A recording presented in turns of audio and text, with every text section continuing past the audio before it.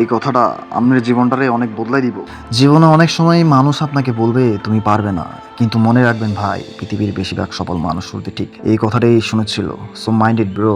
একটা উদাহরণ দেই ভাই, একটা বীজ মাটির নিচে চাপা পড়ে থাকে, একটা বীজ মাটির নিচে চাপা পড়ে থাকে অন্ধকার, তবু একদিন সেই বীজই বড় গাছে পরিণত হয়। ভাই, কথাটা কি বাস্তব বলছি না? সো নেক্সট আরেকটা আপনাকে উদাহরণ দেই।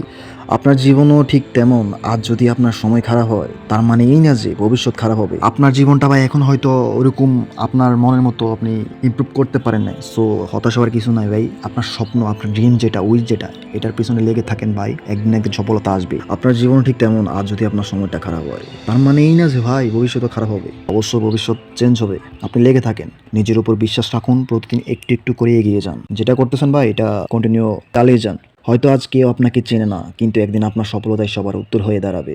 ওফ, লাইন রে। হাল ছাড়বেন না, কারণ আপনার গল্পটা এখনো শেষ হয়নি। আপনার গল্পটা এত তাড়াতাড়ি শেষ হইব না।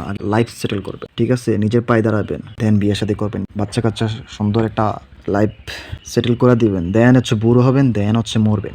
ভাই, আপনি কি সফল হইতে চান? অবশ্যই সফল হইতে চাইলে কমেন্টে ইয়েস লিখে জানাবেন। আমরাও দেখতে চাই কে কার লাইফটাকে কতটুকু ভালোবাসে, তার লাইফটাকে গুরুত্ব দিচ্ছে, তার ফিউচারটা নিয়ে অনেক সেনসিটিভ। আমরাও দেখতে চাই। তো অবশ্যই কমেন্ট বক্সে জানাবেন। আবার দেখা হচ্ছে।